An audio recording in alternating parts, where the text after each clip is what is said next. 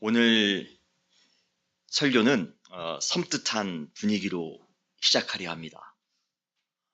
여러분 준비되셨습니까?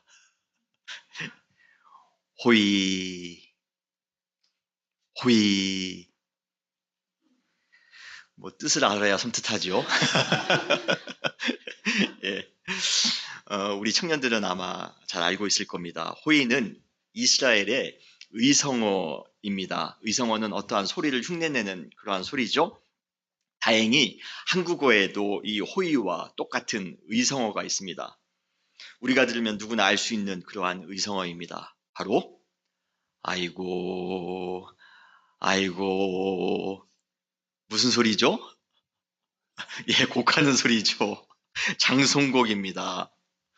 호이는 죽은 사람을 향해 부르는 장송곡 또는 애곡입니다. 주초부터 애곡 소리를 들으니까 여러분 기분 좀 안 좋으시죠? 예.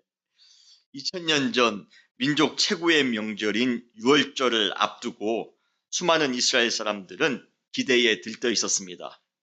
우리도 고유의 명절인 추석이나 설날이면 오랜만에 가족들이 만날 생각에, 그리고 맛있는 음식을 함께 먹을 생각에 즐거운 것처럼 이스라엘 사람들도 유월절 절기 때마다 성대하게 열리는 축제를 기대하면서 즐거워했을 것입니다. 특별히 유월절은 어떠한 날입니까? 하나님께서 자신들의 민족을 구원해 주시는 날을 기념하여 만든 명절입니다. 그리고 앞으로도 계속해서 자신의 민족들을 선택해 구원해 줄 것이라는 믿음의 날이기도 했기에 국가적 차원에서 모든 사람들이 큰 기쁨을 가졌던, 큰 즐거움을 가지고 지냈던 명절이 바로 유월절입니다. 그런데 그 축제의 명절이 얼마 남지 않았을 때에 예루살렘 한복판에서 모든 사람들을 당황하게 만드는 소리가 들려옵니다. 바로 호이, 호이, 아이고, 아이고. 유쾌한 명절 분위기에 아주 재를 뿌리는 7번의 애곡 소리, 이 소리가 바로 마태복음 23장에 반복되어져 나오고 있습니다. 그렇다면 명절이 다가오는 이때에 분위기 파악 전혀 못하고 눈치 없이 장송곡을 외쳐 부르는 이 사람은 누구입니까? 누가 지금 이 장송곡을 부르고 있습니까? 이 예루살렘 한복판에서요. 바로 예수님입니다. 예수님이 지금 예루살렘 한복판에서 호의를 외치고 있습니다. 장송곡을 부르고 있습니다. 마태복음 오늘 본문 23장 13절에 보면 화 있을진저라는 표현이 나옵니다. 화 있을진저에 해당되는 히브리어가 바로 호의입니다. 이 단어는 예수님 시대뿐만 아니라 수백 년 전 아모스 선지자나 이사야 선지자 시대에도 사용되었던 그러한 애곡소리입니다. 그래서 우리는 이사야서나 우리는 아모스서에 보면 화 있을진저 호이라는 표현을 우리는 그곳에서도 볼 수가 있습니다. 지금 예수님께서는 유월절 명절이 바로 코앞에 놓인 이때에 예루살렘 한복판에서 담담하게 지금 애곡을 부르고 있는 중입니다. 장송곡을 부르고 있습니다. 죽음을 선포하고 있는 것이에요. 여러분, 분위기가 섬뜩하지 않습니까? 도대체 무엇이 죽었간데, 누가 죽었간데 예수님께서 지금 장송곡을 부르고 계시는 것입니까? 그렇다면 중요한 것은 이것이죠.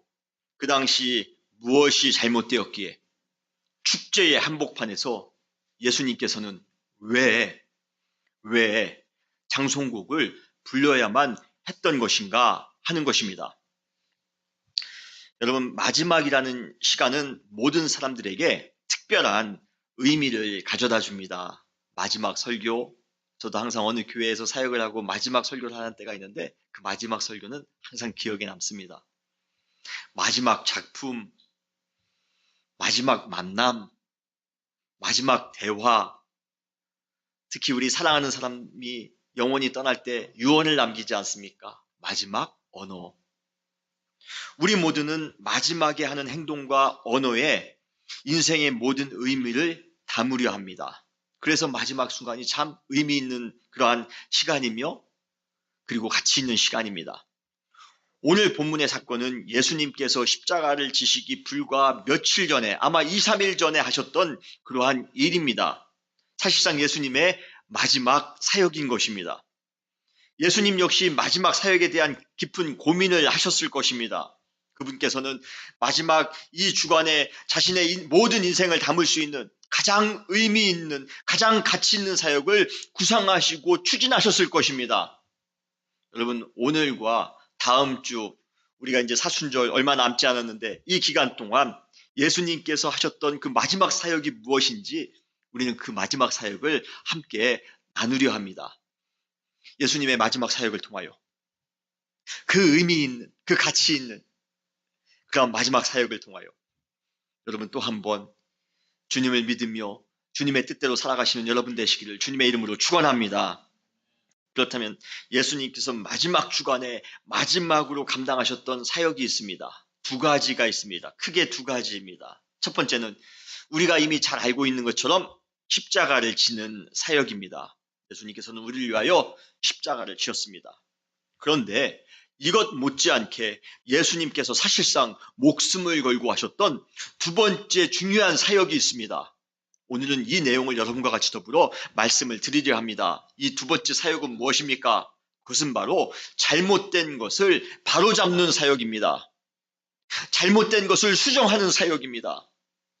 그 당시 잘못된 인간성, 잘못된 가치, 잘못된 규범, 잘못된 도덕적 행위, 심지어 잘못된 종교 행위까지도 올바르게 바로잡고자 예수님께서는 사역하셨습니다.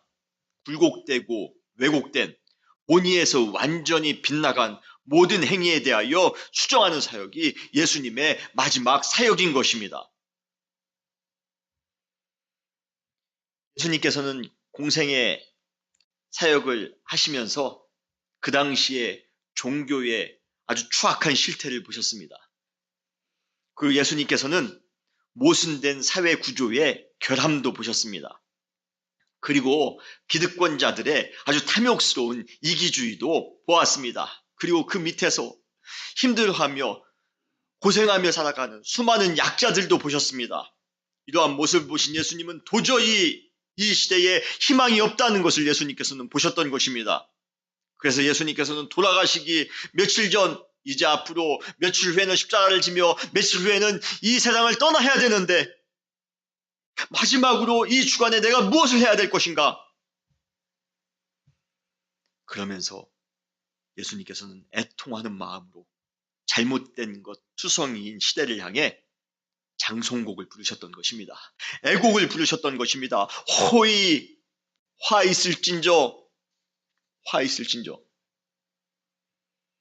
그렇다면 무엇이 잘못되었고 그 잘못을 조장해온 사람은 도대체 누구입니까?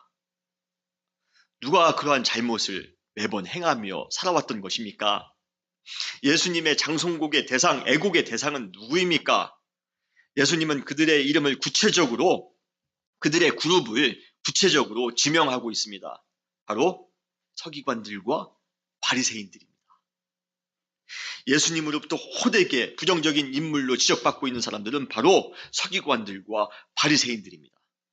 그들은 23장 전체에 걸쳐 계속해서 언급되어집니다. 화 있을진저, 외식하는 서기관들과 바리새인들이여, 화 있을진저, 외식하는 서기관들과 바리새인들이여. 가끔 우리도 덩달아 성경을 읽을 때마다 괜히 그들을 비웃고 그들을 정죄하곤 합니다. 그런데 그들이 예수님으로부터는 욕먹을 만한 인물들이었지만 그렇다고 해서 우리도 그들을 막 욕할 수 있는 처지이십니까? 맞습니다. 사실 그들 나름대로 열심히 신앙생활했던 사람들입니다. 여기 나오는 서기관들, 바리새인들 정말 열심히 신앙생활했던 사람들입니다. 11조도 열심히 했습니다. 하나도 띄어먹지 않고 열심히 11조도 했습니다. 금식 기도도 얼마나 열심히 했는지 모릅니다. 예배는 한 번도 빠짐없이 출석했던 사람들입니다. 정기적인 기도 모임 빠짐없이 출석했던 사람들입니다. 어쩌면 신앙적인 열심에 있어서는 우리보다도 훨씬 나았을지 모릅니다. 그런데도 불구하고 도대체 서기관들과 바리새인들이 무엇을 잘못했기에 예수님으로부터 장송곡을 들을 수밖에 없었단 말입니까? 예수님의 마지막 주간에 왜 호되게 예수님으로부터 책망을 받을 수밖에 없었던가 하는 것입니다. 여러분들에게 세 가지를 간단하게 말씀을 드립니다. 여러분도 이 세 가지를 들으면서 혹시 나도 서기관들과 바리새인과 같은 그러한 신앙의 모습을 하며 살지는 않았는지, 그들의 잘못된 모습을 우리가 알 때, 그리고 우리가 우리 자신을 돌아볼 때에 우리 역시 우리의 잘못된 것을 바로잡을 수 있다라고 저는 믿습니다. 예수님께서 지금 원하시는 것이 바로 그것입니다. 잘못된 것이 있다면 바로 잡으시기 바랍니다. 잘못된 신앙의 모습, 그러한 것이 우리 가운데 있다면 여러분 바로 잡으셔야 됩니다. 그래서 예수님께서는 마지막에, 공생의 마지막 주간에 이 일을 행하셨던 것입니다. 그러면 예수님으로부터 장송곡을 들을 수밖에 없었던 그들의 잘못은 무엇입니까? 첫 번째로, 그들은 신앙인이었지만 신앙인의 향기가 전혀 없었기 때문입니다. 말로는 신앙인인데, 말로는 크리스찬인데요, 크리스찬다운 향기가 전혀 풍기지 않습니다. 교회는 오랜 세월 동안 열심히 다녔는데 세상 속에서 성도의 향기가 전혀 나지 않습니다. 교회에서는 봉사도 열심히 합니다. 헌금도 열심히 합니다. 모든 모임에 열심히 참여하고 있는데 직장이나 이웃 간의 관계 속에서는 순 욕먹을 행동만 하고 있습니다. 그렇다면 이렇게 그들에게서 신앙의 향기가 나지 않는 이유는 무엇 때문입니까? 그것은 바로 신앙의 매뉴얼은 잘 알고 있지만 아주 종교에 대해서는 잘 알고 있습니다. 신앙에 대해서는 아주 잘 알고 있습니다. 그러나 그대로 실천하지 않기 때문입니다. 오늘 마태복음 23장 3절에 보면, 그러므로 무엇이든지 그들이 말하는 바는 행하고 지키되 그들이 하는 행위는 본받지 말라. 왜입니까? 그들은 말만 하고 행하지 아니한다라는 것입니다.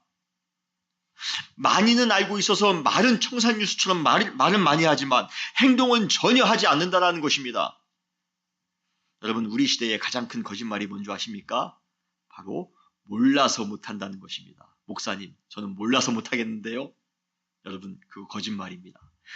요즘과 같은 정보의 시대에 몰랐다는 것은 핑계일 뿐입니다. 여러분, 기독교 서점에 가면 우리는 얼마든지 좋은 책을 구입해서 읽을 수가 있습니다. 기독교 웹사이트에 가면 좋은 컨텐츠들 우리는 얼마든지 접할 수가 있습니다. 아니, 그런 것이 아니라 할지라도 기본적으로 교회에 와서 매주 목사님의 설교를 잘 듣는다라면, 성경 공부에 잘 참여하고 성경을 정기적으로 읽기만 해도 우리는 많은 신앙적인 정보를 얻을 수가 있습니다.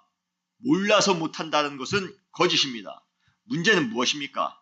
잘 알고 있는데 실천을 못하고 있다는 것이에요. 머리로는 많이 알고 있습니다. 그러나 신앙의 실천력은 제로입니다. 사랑하라, 여기에 모르는 사람이 누가 있습니까? 거룩하라, 믿음 안에 살아라, 용서해라, 용납해라. 이 자리에 지금 모르는 사람들이 누가 있습니까? 이것을. 그런데 실천하지 않더라는 것입니다. 야고보도 항상 실천이 없는 신앙생활을 안타깝게 생각했습니다. 그래서 그는 이렇게 선포하고 있습니다. 야고보서 2장 17절에 이와 같이 행함이 없는 믿음은 그 자체가 죽은 것이라. 죽은 것은 향기는커녕 악취만 풍깁니다. 그래서 예수님께서는 알기는 많이 알지만 전혀 행함이 없는, 그래서 삶의 악취만 풍기며 살아가고 있는 그러한 사람들을 향해, 서기관들과 바리새인들을 향해 장송곡을 불렀던 것입니다. 호이, 죽은 냄새를 풍기는 자들이요, 악취만 풍기는 자들이요, 호이, 다 죽었도다. 제가 성경 공부를 할 때마다 참석하시는 분들에게 반복적으로 권면하는 내용이 있습니다. 바로 하나님의 말씀을 지식으로만 알려고 하지 마시고 꼭 배운 것을 실천하시기 바랍니다. 여러분 삶 가운데 실천하셔야지만이 우리의 삶에 변화가 있습니다. 우리의 삶에 성숙이 있습니다. 그래야지만이 우리가 온전한 신앙의 향기를 풍기며 살아갈 수가 있는 것입니다. 제가 항상 권면드립니다. 사랑하는 성도 여러분, 신앙인의 향기는 주님으로부터 배운 것을 기쁨으로 실천할 때 생기게 됨을 믿으시길 바랍니다. 그러한 신앙의 실천 가운데 항상 그리스도의 향기, 성도의 향기를, 아름다운 그 향기를 우리 주변에 풍기며 살아가시는 여러분 되시기를 주님의 이름으로 축원합니다. 두 번째, 서기관들과 바리새인들이 예수님으로부터 애곡을 들은 이유는 역동적이고 생명력 있는 종교를 의무적이고 형식적인 종교로 전락시켰기 때문입니다. 생명력이 넘치는 그러한 종교여야 되는데 아주 죽은 종교로 만들었다는 것입니다.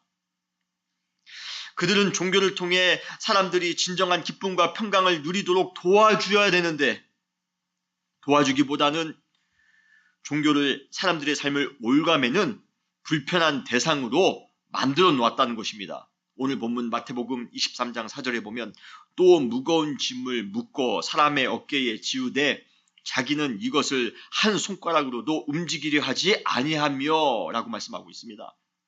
여러분, 이런 사람들 밑에서 신앙생활을 하면 할수록 더 피곤해지고 더 고달파집니다. 여러분, 이단이나 극단적인 신앙인들을 여러분 보시기 바랍니다. 얼마나 신앙하는 모습이 불편합니까? 피곤해 보입니까?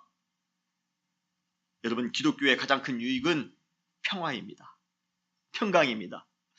우리가 주님을 깊이 알면 알수록 우리의 마음 가운데 말할 수 없는 평화가 넘쳐납니다. 말할 수 없는 삶의 기쁨이 넘쳐납니다. 예수 그리스도 안에서 하나님의 나라의 평강, 영혼의 평안을 매일같이 누리며 신앙생활한다면 얼마나 기쁠까요? 얼마나 감사할까요?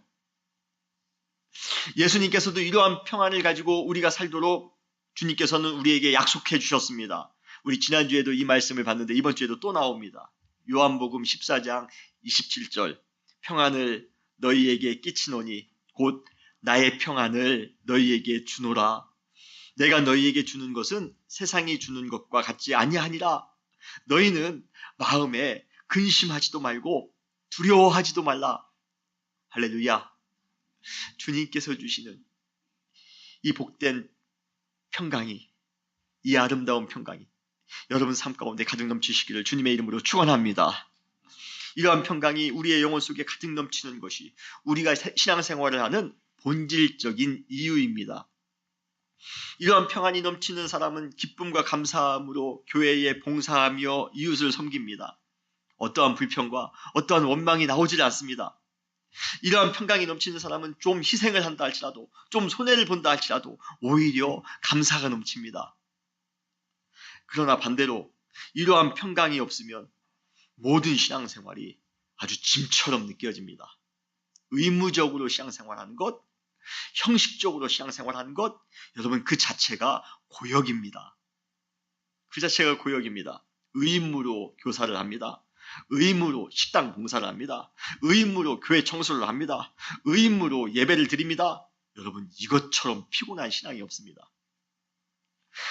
서기관들과 바리새인들은 먼저 신앙생활을 한 사람으로서 새롭게 신앙생활을 시작하는 사람들에게 먼저 신앙의 진정한 맛, 구원의 감격, 하나님 나라의 평강, 영적 기쁨을 누리도록 도와줬어야만 했습니다. 그러나 그들은 오히려 새롭게 신앙생활을 시작하는 사람들에게 율법의 짐만 지워줬다는 것입니다. 안식일을 지켜야 된다는 것입니다. 금식만 해야 된다는 것입니다. 교회 전통만을 강조했다는 것입니다. 신앙의 본질, 여러분 신앙의 본질이 무엇입니까? 바로 예수 그리스도의 사랑입니다. 은혜의 복음입니다. 이러한 신앙의 본질이 교회를 드라이브하는 것이 아니라 부차적인 것, 부수적인 것, 어떠한 프로그램, 교회 프로그램, 어떤 교회의 시스템, 교회의 각종 회의, 이러한 것들이 교회를 드라이브할 때 교회는 심각한 형식주의에 빠질 수가 있습니다. 참 주의해야 됩니다. 과연 우리 은혜교회는 무엇이 지금 우리 교회를 드라이브하고 있습니까? 예수님의 사랑이 우리 교회를 드라이브하고 있습니까? 진정한 하나님의 기쁨, 하나님 나라의 기쁨이 우리 은혜교회를 드라이브하고 있습니까? 아니면 다른 부차적인 것이 우리 교회를 드라이브하고 있습니까? 데이빗 플랫이라는 그러한 목사님이 쓴 Radical Together라는 그러한 책이 있습니다. 아마 여러분 베스트셀러이기 때문에 보신 분도 계실 텐데요. 거기에 보면 이러한 구절이 나옵니다. 참 의미 있는 구절이라 여러분들에게 소개합니다. 교회에서 하는 좋은 일들이 바른 신앙을 위협하는 가장 무서운 적이 될 수 있다. 우리가 교회에서 최선으로 하고 있는 것이 하나님의 사역에 큰 방해가 될 수 있다. 두려운 표현입니다. 이러한 신앙의 모습, 이러한 교회를 향해 예수님께서는 탄식하셨던 것입니다. 화 있을진저. 화 있을진저. 사랑하는 성도 여러분, 순수한 신앙에만 집중하기 위해 노력하시는 여러분 되시기를 주님의 이름으로 축원합니다. 주님만 바라보며 주님께서 주시는 기쁨과 평안 가운데 감사함으로 신앙생활 하시기 바랍니다. 신앙생활을 억지로 하는 것이 아니라 여러분 은혜로 신앙생활을 하시기 바랍니다. 기쁨으로 신앙생활을 하시기 바랍니다. 우리 은혜교회는 신앙의 본질, 내적인 기쁨과 평안, 구원의 감격으로 가득한 그러한 교회가 됐으면 합니다. 우리 은혜교회가 그러한 교회가 될 줄 믿습니다. 그래서 교회와 기독교를 가장 아름답게 만드는 아름다운 그러한 믿음의 신앙의 교회로 만들며 살아가는 우리 은혜교회가 됐으면 좋겠습니다. 그러한 우리 은혜교회가 되시기를, 그러한 여러분 모두가 되시기를 주님의 이름으로 축원합니다. 세 번째, 서기관들과 바리새인들이 예수님으로부터 장송곡을 들은 이유는 그들이 보이기 위한 경건에만 치중했기 때문입니다. 보이는 것에는 얼마나 열심히 냈는지 모릅니다. 오늘 본문 마태복음 23장 5절로 7절에 보면 그들의 모든 행위를 사람에게 보이고자 하나니 곧 그 경문띠를 넓게 하며 옷수를 길게 하고 잔치의 윗자리와 회당의 높은 자리와 시장에서 문안받는 것과 사람에게 랍비라 칭함받는 것을 좋아하느니라. 이 구절을 읽으면 그들이 얼마나 거만하게 느껴지는지 모릅니다. 그들의 거만한 모습이 상상이 되어집니다. 그렇다면 왜 서기관들과 바리새인들이 이렇게 보이는 것에 관심을 가졌던 것입니까? 그것은 바로 그들의 내면의 부실함 때문입니다. 내면이 부실하기 때문에 그렇습니다. 내적으로 빈약한 사람들, 내면이 충만하지 못한 사람들은 외적으로 보이는 것에 상당히 집착합니다. 자신의 부족한 내면을 외면의 화려함으로 보충해 보려는 그러한 고육직책입니다. 그러나 그들이 아무리 권위를 나타내는 옷을 입고 높은 상석에 앉기를 좋아하지만 그러한 모습은 오히려 그들이 영적으로 부실하다는 것만 보여줄 뿐입니다. 아무리 화려한 옷을 입고 아무리 높은 의자에 앉았다 할지라도 정말 껍데기와 같은 그러한 존재들입니다. 그러한 의미에서 본문의 서기관들과 바리새인들이 사람들 앞에 보이기 위해 애쓰는 노력이 그들의 빈약함, 특별히 영적 빈약함을 증명하는 것 같아 오히려 안쓰럽게만 보입니다. 참 안쓰러워요. 세상 사람들 중에도 잘 나가는 사람, 겉으로 보기에는 잘 나가는 것처럼 보입니다. 겉으로 보기에는 높은 자리에 앉은 것처럼 보입니다. 그런데 대화해보면 참 껍데기인 경우가 많이 있습니다. 참 빈약한 삶을 살아가는 경우가 많이 있습니다. 안타깝습니다. 반면에 아무런 꾸밈이 없는 그런 수수한 외면입니다. 외적으로 흠모할 만한 것이 하나도 없어 보입니다. 그럼에도 불구하고 영적으로 가득 차 있습니다. 그래서 모든 사람들의 끌림이 대상이 됩니다. 그분이 누구입니까? 예수님이십니다. 예수님의 모습과 그들의 모습이 얼마나 대조가 되는지 모릅니다. 신앙생활을 오래 하다 보면 외적으로 은근히 인정받고 싶어하는 인간적인 충동에 사로잡힐 때가 있습니다. 오랜 신앙생활을 한 것이 무슨 큰 벼슬을 한 것처럼 우월감에 빠지기도 합니다. 그리고 심각한 경우 새로 신앙생활을 시작한 성도를 신앙적으로 무시하기도 합니다. 이러한 행위는 영적 교만입니다. 영적으로 교만한 것 참 무서운 것입니다. 인간의 밑바닥 본성에서 나오는 보이고 싶은 그러한 욕망, 보이고자 하는 그러한 욕망이 교회 안에서 잘못된 신앙과 아주 교묘하게 어우러질 때처럼 이 세상에 추악한 것은 없습니다. 내면이 든든한 사람은 항상 겸손할 수밖에 없습니다.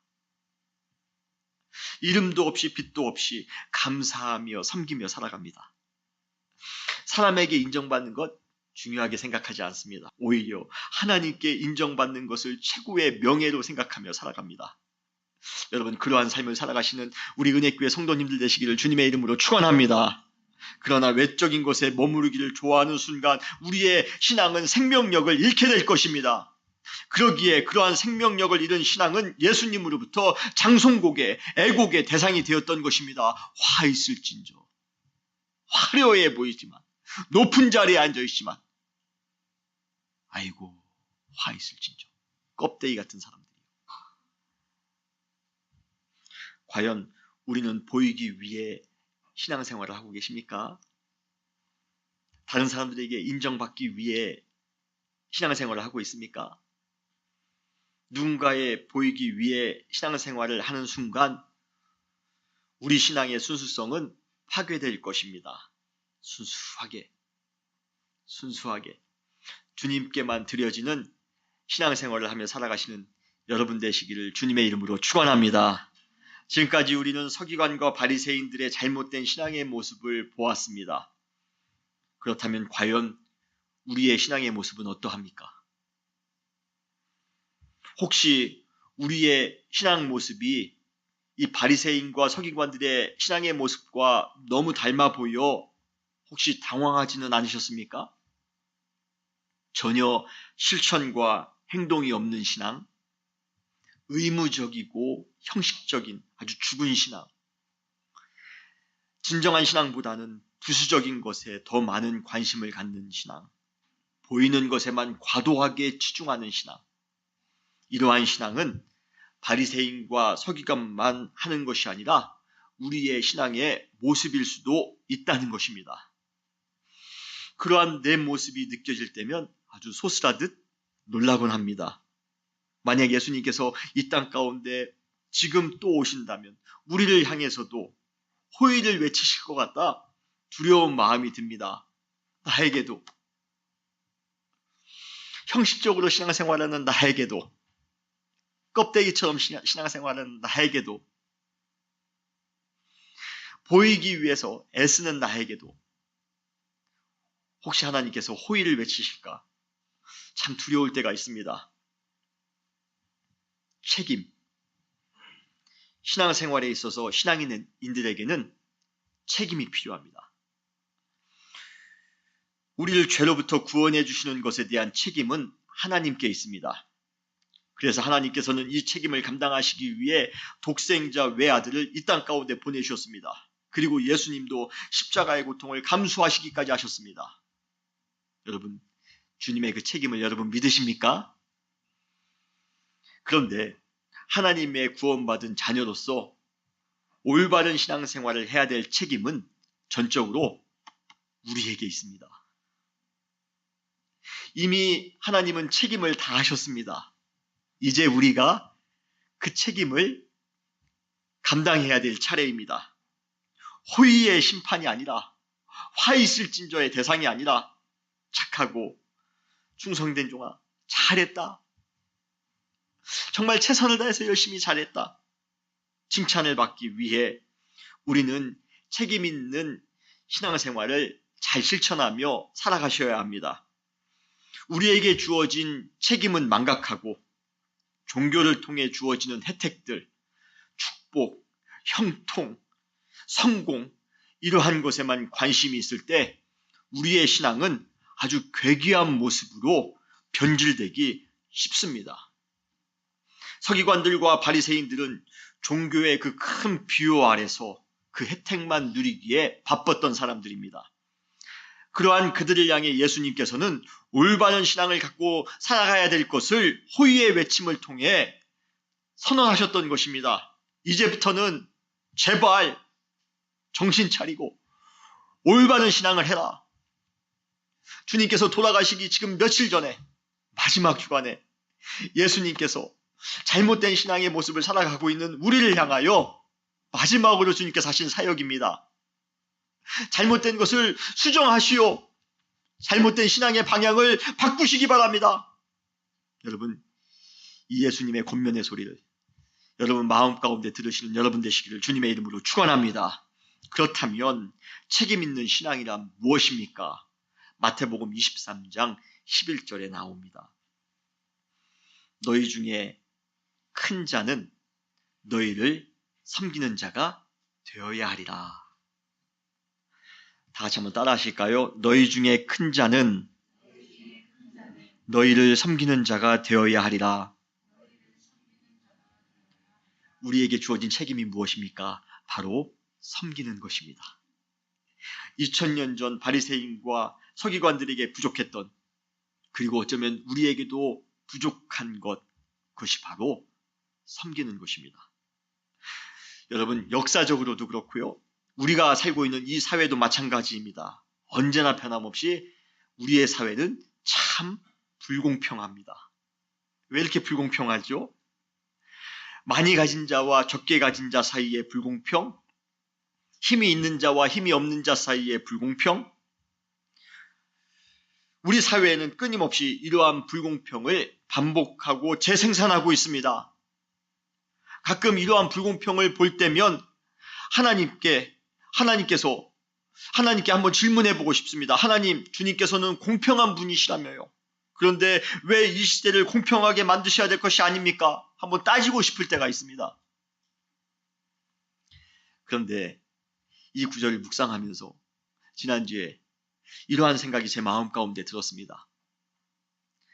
하나님께서 공평하시다고 할 때, 그분이 공평한 분이라고 하실 때, 그분은 공평함을 만드시는 분, 공평함을 제공해 주시는 분이 아니라 공평함을 명령하시는 분, 공평함을 요구하시는 분이라는 것입니다. 여러분 잘 이해를 하시기 바랍니다. 좀 어려운 말일 수도 있는데요. 우리는 하나님 공평하시니까 하나님 공평하게 만들어주세요 라고 우리는 생각할지 모르지만, 성경에 보면 하나님은, 공평하신 하나님은 공평을 만드시는 분이 아니라 우리에게 공평을 명령하시고 요구하시는 분이시라는 것입니다. 사회가 공평하지 못한 이유는 하나님께서 공평하도록 세상을 만들지 않으셨기 때문이 아니라 인간의 탐욕으로 인해 이 세상 속에 공평함을 이루지 못했기 때문에, 공평함을 이루는 것에 실패했기 때문이라는 것입니다. 공평하라는 하나님의 명령에 우리 인간이 불순종했기 때문에 그렇습니다. 이러한 공평이 실패한 이유는 무엇입니까? 우리 스스로 섬기지 못했기 때문에 그렇습니다. 섬김에 있어서 가장 중요한 것은 흐름입니다. 물이 높은 곳에서 낮은 곳으로 흐르는 것처럼 섬김도 흘러야 합니다. 불공평한 것처럼 보이지만 그래도 사회 속에 아름다운 섬김의 흐름이 있다면 얼마든지 그 불공평을 우리는 극복할 수가 있습니다. 강한 자가 약한 자를 섬겨야 합니다. 많이 가진 자가 없는 자를 섬겨야 합니다. 힘 있는 자가 힘 없는 자를 섬겨야 합니다. 공평하신 하나님께서 우리에게 요구하시는 공평은 바로 우리 사회 안에 이러한 섬김의 흐름이 있어야 된다는 것입니다. 있는 자가 없는 것을 보충함으로 공평이 이루어져야 됩니다. 사회적 공평에 대한 책임은 공평하신 하나님이 아니라 공평을 수행해야 되는 우리 자신의 몫입니다. 하나님은 단지 우리에게 공평하라고 명령만 하셨습니다. 명령만 하실 뿐입니다. 그 명령에 순종해야 될 사람은 누구입니까? 바로 우리입니다. 우리입니다. 사랑하는 성도 여러분,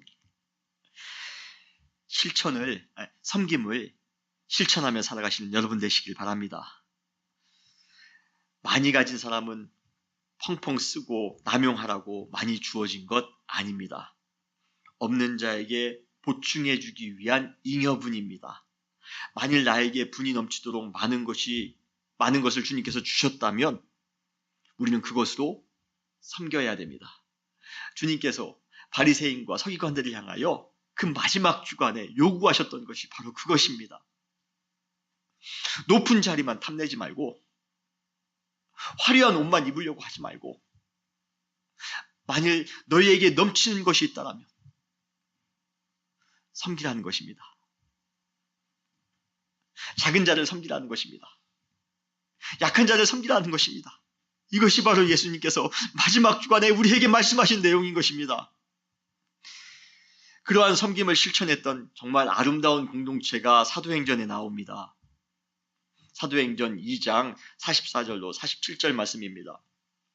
믿는 사람이 다 함께 있어 모든 물건을 서로 통용하고 또 재산과 소유를 팔아 각 사람의 필요에 따라 나누어 주며 날마다 마음을 같이하여 성전에 모이기를 힘쓰고 집에서 떡을 떼며 기쁨과 순전한 마음으로 음식을 먹고 하나님을 찬미하며 또 온 백성에게 칭송을 받으니 주께서 구원받는 사람을 날마다 더하게 하시리라.